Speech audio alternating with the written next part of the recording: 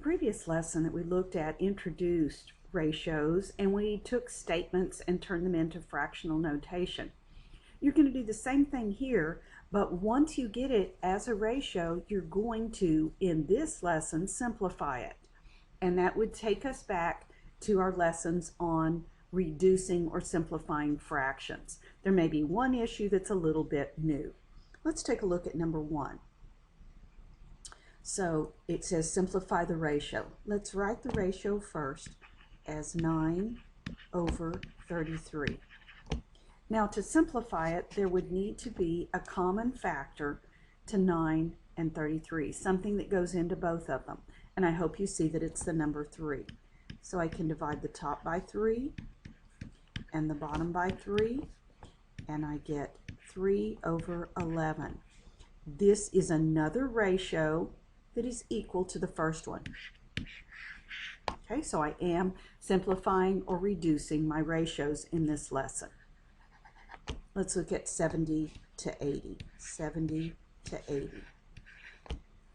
I hope that you notice that there is a 0 on each of those, and that means it's divisible by 10. You can formally do that, or you could just say, there we go, I've divided them both by 10, and that is equal to the simplified ratio 7/8.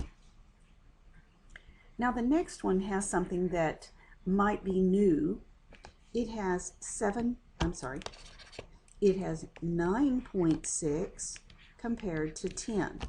Now when one or both of the values in a ratio has a decimal and you want to simplify it, you have to change it to a whole number.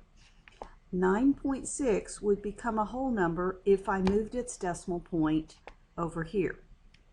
But if I do that, it's as if I've multiplied the top by 10. So I must also multiply the bottom by 10. I accomplished that by moving its decimal one place also. The decimal wasn't printed, but I know that it was there. This is equivalent to 96/100. Now I can see about reducing by techniques that I'm familiar with. Hopefully you notice that those are both even, so I could start dividing by 2. 2 goes into 96, 48 times. 2 goes into 100, 50 times. Those are still divisible by 2.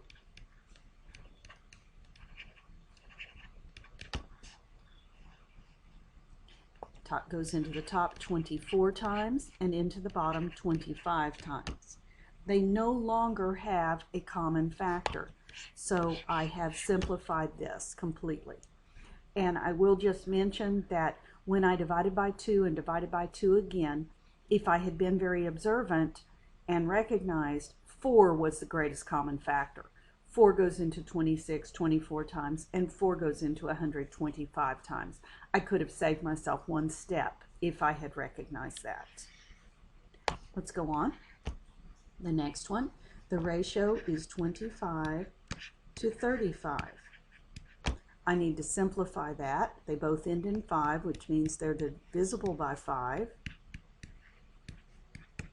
5 goes into 25 5 times. 5 goes into 35 7 times. There's my simplified ratio. Let's look at our last one. I have 960 to 1,920. I'm going to reduce this. Well, I see that they have zeros. That means it's divisible by 10, and I just divided out the 10. So right now I have 96/192. If you take a look at this, and I don't know that you will necessarily notice it, but, well, 96 actually goes into 192. But let's pretend that we didn't notice that. But you did notice that they're both even, so divide by 2. That's going to give me 48/2 goes in there. It's going to go 96 times. They're still even. So I divide by 2 and divide by 2. I'm going to come down here. The top is 24, and 2 goes in there. It's going to go 48 times. You may notice now that 24 goes into both of those. Maybe not. You could divide by 2 and divide by 2. That's going to give me 12 over 24. At some point, I hope you notice that the top goes into the bottom, and maybe you noticed it way up here. 12 is the common factor, so I'm going to divide them both by 12, and I get 1 over 2. I might have recognized it here, or here, or here. I recognized it here in this example problem and divided it. You can take many steps, or you can see the greatest common factor, 96. 96 goes into 96 once, 96 goes into 192 2 times. Okay, so go work on simplifying ratios, which really is reducing fractions.